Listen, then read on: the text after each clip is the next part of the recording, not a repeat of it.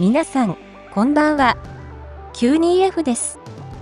今日は、チャンネル登録者数600人超えましたので、コガシラクワガタ飼育法第2弾をやっていこうと思います。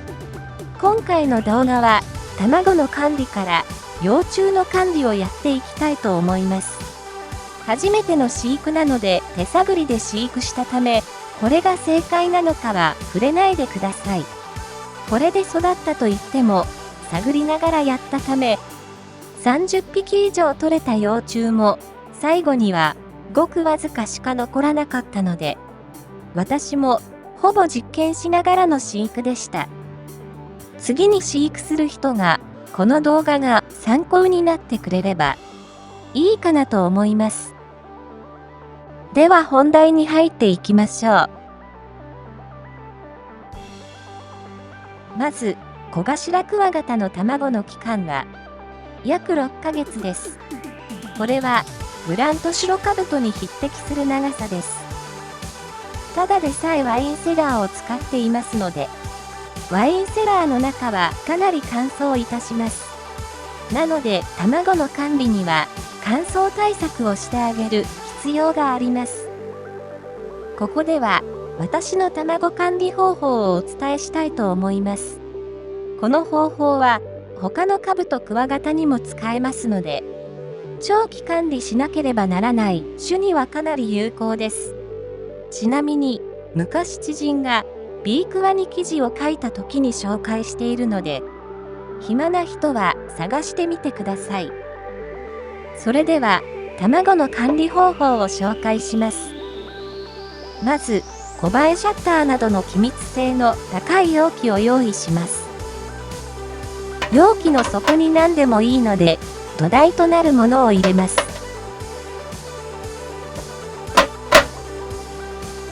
次に水を入れていきます。入れた土台より高くならないように入れます。この時プラスチック容器の場合は浮いてきますので、浮かない対策をしてあげてください。これは卵を入れていく容器です。一般的には薬ケースと呼ばれているものです。これに卵を入れて保管します。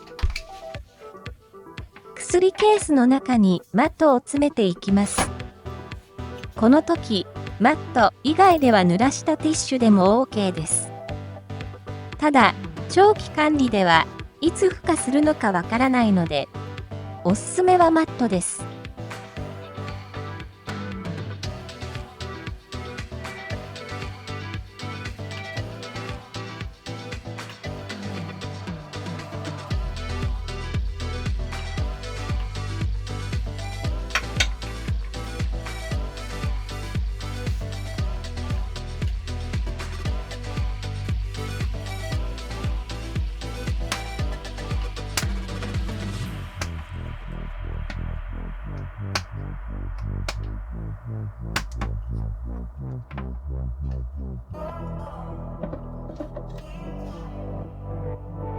薬ケースを土台の上に乗せます。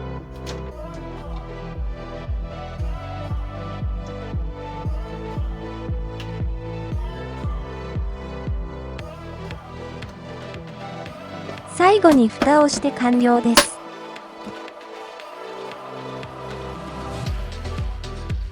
図にするとこんな感じです。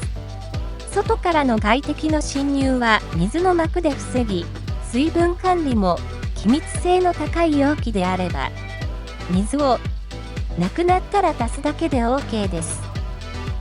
これで半年でも十分管理できます。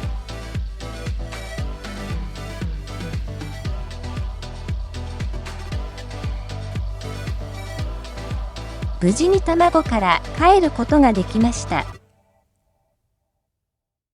ここから飼育用のケースに入れるのですが、マットは当時どのマットを使っていいのかわからなかったので、産卵に使用したマットと同じカブトマットとアンテマットを使用しました。どちらもそんなに変わらず成長しましたので、以後アンテマットで最後まで飼育しました。今回、マット選びに関しては、産卵環境に近いマットを選びましたが、菌糸や発酵の浅いマットは不安だったので冒険はできませんでした。次に、マットの詰め方についてのお話です。小頭の飼育で特に気をつけたのが、マットの詰め方です。小頭は、固く詰めたマットでは、うまく潜ることができません。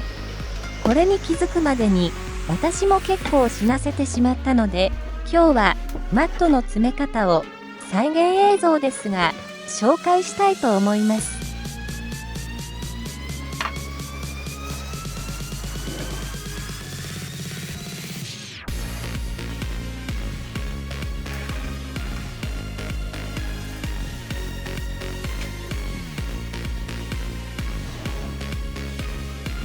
水分量は握って団子ができるくらいで良いと思います。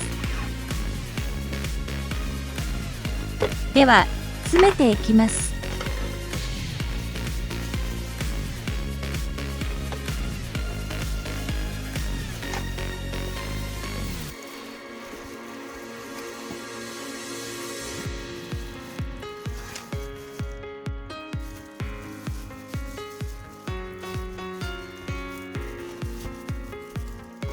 とにかく柔らかく詰めるのがコツです。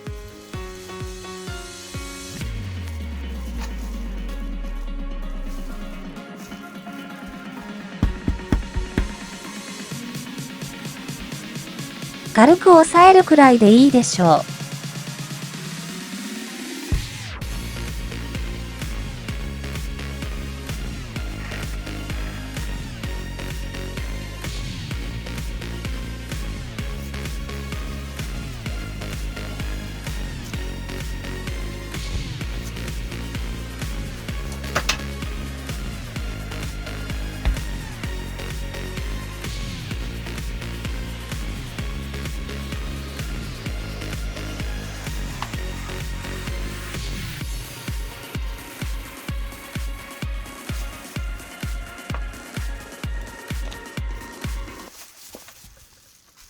こんな感じです。小頭の幼虫は、普通の幼虫とは違い、瓶の中を移動しながら餌を食べるのではなく、一箇所にとどまって、ドーム状の部屋を作ります。そのドーム状の部屋を削りながら育っていく感じです。なので、マットが硬くて削れない場合は体力を失い、死んでいくのではないかと思います。これを確かめるまでに30匹以上いた幼虫も、最後には7匹まで減ってしまいました。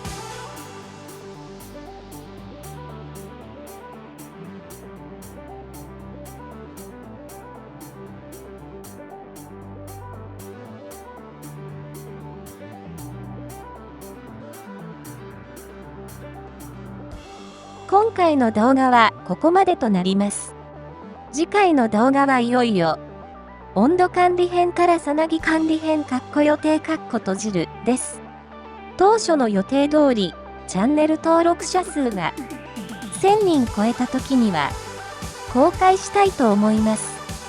飼育温度公開まで、今しばらくお待ちください。